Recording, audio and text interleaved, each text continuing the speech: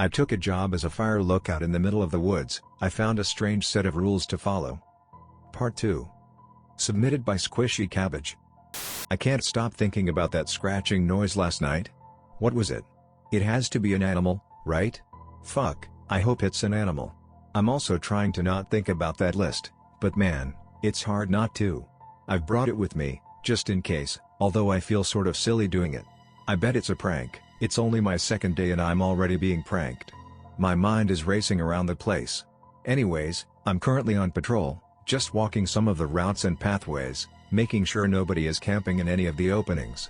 It's getting dark, so I think I'm going to head back. I'm just about to take a turn that will circle me back to my tower when I catch that glimpse of a campsite. Here we go, my first real task, telling campers that they have to pack up and leave. This area is for hiking only. I head on over. The campsite has been set up in a large clearing in the trees. There's just a single reddish-yellow tent, and a dried-out fire pit. Hello? I call out, you can't be camping here, it's for hiking only. Silence. No reply. I walk closer to the campsite, veering towards the fire pit in case something jumps out of the tent at me. I'm such a wimp. I call out again. Hello? Is anyone there? Nothing. That's when I start to feel weird. Something didn't feel right. I can't explain it, it was just off.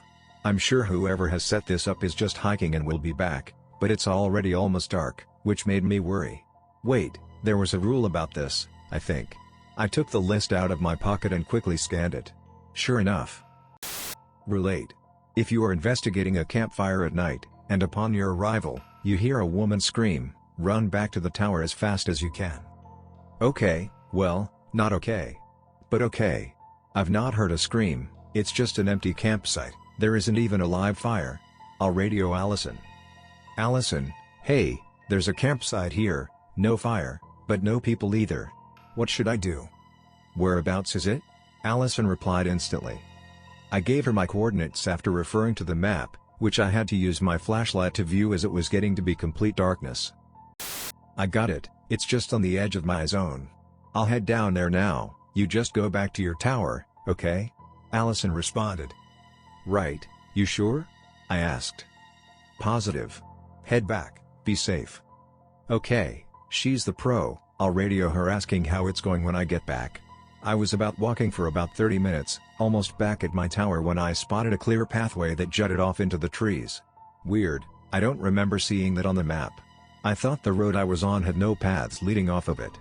Figuring I had missed it in the morning, and that I'd check it out tomorrow, I trudged on back to my tower.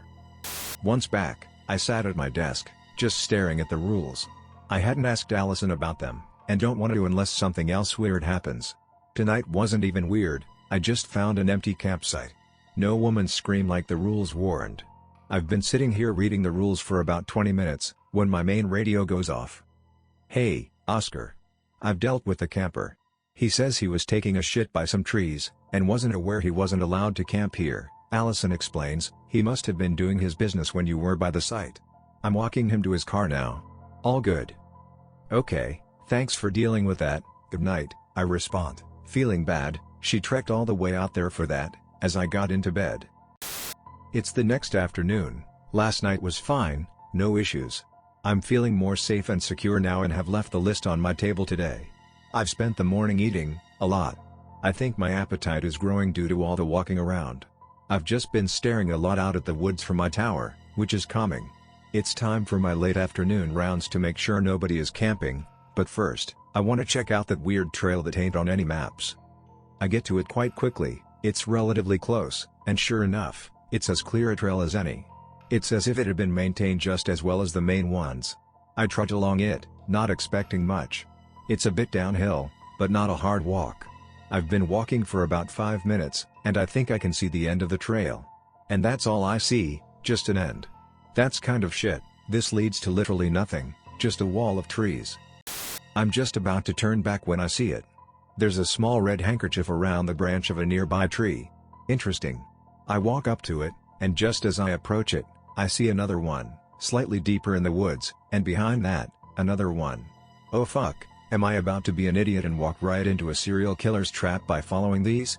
Almost as if I want to prove to myself I'm not a wimp, I'm going to follow them. I have gone past 5 handkerchiefs, each plain red with no inscriptions or anything, and I am about to reach another. The difference is that this one is on the ground, the rest were all on branches. Past this one, I can't see anymore. That's a bit annoying, sighing as I reach down to pick up the last handkerchief to inspect it. What the fuck? This is tied around something wooden, kind of heavy. I heave it up, dirt rises off a wooden door as it reveals a small bunker. This is fucking cool. It's literally about 10 feet deep and 10 feet wide, has a ladder on its wall by where the door was lifted. I shine my flashlight in, and can see a sleeping bag on the floor below, and a camera. That's it. I climb down the ladder. It was sturdy, felt like it had been crafted well. In fact, the whole bunker seems pretty clean for being an underground bunker, but there's literally just a sleeping bag in here, and a camera with the charger plugged into the camera itself, but obviously not to any wall sockets as it's a fucking bunker. I pick the camera up and try to turn it on. It's dead. It's a relatively modern camera, has a screen to view pictures on one side, which seems fine other than a slight crack. The main lens of the camera, though, has been smashed, looks like its days of taking pictures are over. I'm charging this when I get back to my tower. I'm excited to see what's on it. I'll radio Allison about it when I get back. Otherwise, she'll know I'm starting my actual rounds late. You'll never fucking guess. The campsite from last night is back. Hell, it looks like it never left. It's exactly where I saw it last night. Has this guy come back thinking he could sneak back to the exact same spot? I'm literally looking at the same reddish yellow tent, in the same position. The only difference is that the campfire is lit this time around, which was the only other light provided other than from my flashlight. Annoyed, I figure I'll deal with this guy then radio Allison the good news, that I dealt with it myself. I march up to the tent, and reach to pull back the cover. I don't care if I give him a fright, he shouldn't be here and knows that. I pulled the cover off. Wait, what? There's nothing in the tent. I mean, nothing. No person, no sleeping bag, no rucksack. Just dirt. The fire is burning strong behind me, as I swivel around toward it, scanning the trees beyond its fiery glow. It feels like something is staring at me. I quickly kick the fire, and pour what's left of my water on it to put it out. I am literally plunging myself into complete darkness right now. The fire is out. I'm keeping my flashlight pointed at the ground because I can't bear to look at the trees beyond the campfire, still feeling uneasy. I reach to radio Allison. A blood-curdling scream pierces the silence, coming from the growth of trees just beyond the campfire. Holy shit. The scream is one that I could never have imagined. It's a scream of pure pain, pure rage. A dark figure bursts from the trees, screaming all the while, and starts to run at me. I only make out part of its silhouette before turning to run myself, but I noted the shape of a human, a woman, with long hair and arms flailing loosely by her side as she sprinted at me. I'm running through the woods that I'm only just coming to learn, staying on the path I know leads back to my tower. She hasn't stopped screaming, still chasing me, the long drawn-out scream all I can hear, piercing my thoughts. Making a sharp turn on the path, I start to scream myself, although I can't even hear my own over hers. I'm over halfway back to the tower. Do I look back? Holy fuck. I can't, it'll slow me down. What the fuck? The scream is getting louder, she's fucking gaining on me.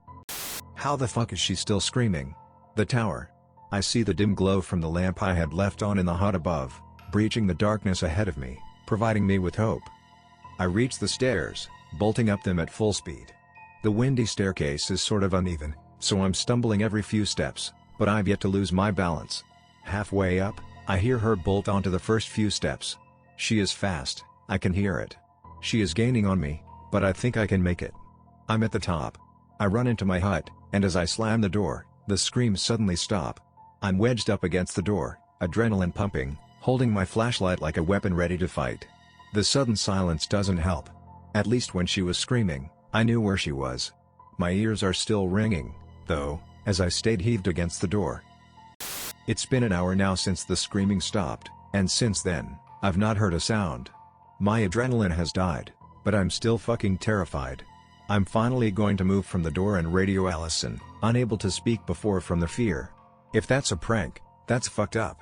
Although, for my sake, I hope it is a prank. I flick the main radio on. Allison?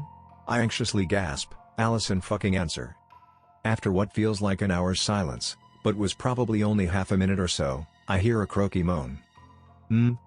That's not Allison, is it? It was a woman's voice, sounded in pain. What if that freaky thing that chased me got to Allison? Just as I was about to respond to check up on her, the radio sounded again. What started as another moan got louder, turning into a scream. It was the same fucking scream. The same scream that will haunt my dreams, tainting them in pain and anger. She was screaming through my radio. I slammed it off. "Good morning, man. How'd you sleep?" Allison chirped the next morning. "Allison," I replied, whirly from my lack of sleep the previous night, "what the fuck is this list I found?"